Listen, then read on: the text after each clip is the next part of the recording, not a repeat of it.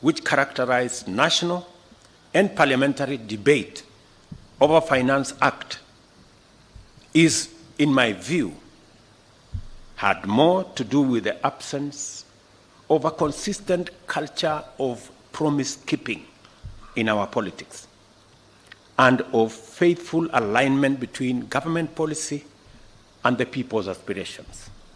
As a result, there are Kenyans who do not even believe that a government has an obligation to deliver its pledges and view manifestos and campaign platforms as empty political performances and meaningless tricks and noise.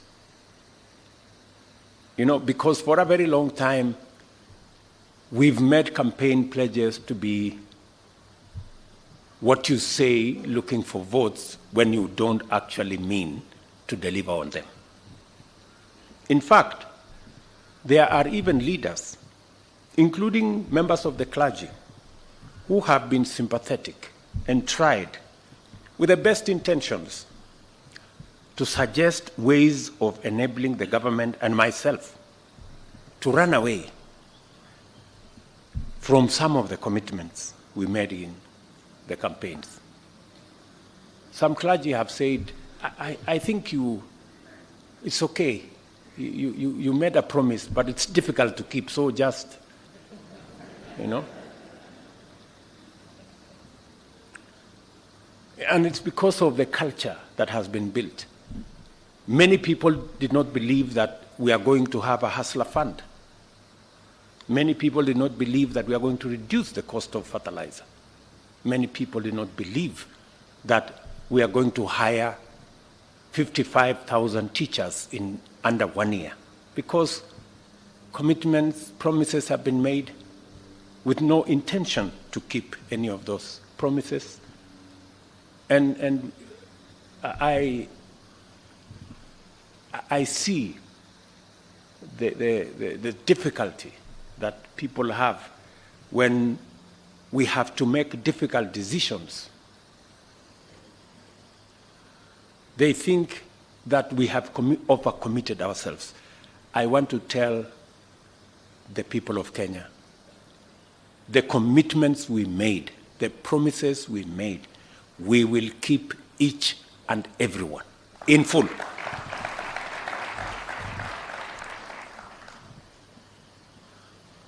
Some Kenyans are even suspicious that we are implementing revenue measures without any intention to deliver any public services at all, let alone the elaborate agenda that we have set out. While I appreciate the goodwill and concern, I wish to state in no uncertain terms, in order to clear any confusion and to give comfort to all Kenyans, that this administration is committed, fully committed, to the implementation of the pledges and commitments contained in our bottom-up economic transformation agenda plan. We promised that our government would defend the Constitution and constitutionalism, institutionalize issue-based, performance-oriented politics, and implement better our plan. We shall not run away from any of the commitments therein. We will keep them. This is the context in which we have negotiated, developed, and are today going to witness the signing of the first generation of ministerial performance contract for the financial year 2023-2024. Performance contracting in the government of Kenya is now in its 20th year of continuous implementation, and over that time, the performance contracts have evolved into a robust tool employed by government for measuring the performance of ministries, departments, and agencies in serving the people of Kenya. I don't know whether it is because these performance contracts have been going on for 20 years that many people may be mistakenly think that it is a ritual. And that is why people resort to the old incompetent excuses that there was traffic for them not to be in a public, the most important public function. We have a job because we have a contract. If you cannot keep time with your employer, you have basically dismissed yourself.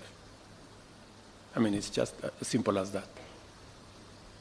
So, for those who came late, who are members of the executive, I will be expecting a written explanation, and it should not include matters of traffic, on why they do not take these performance contracts seriously. Because if you do not take this performance contracting seriously, it means we do not take the contract with the people of Kenya on performance seriously. And that can be a very serious indictment on anybody.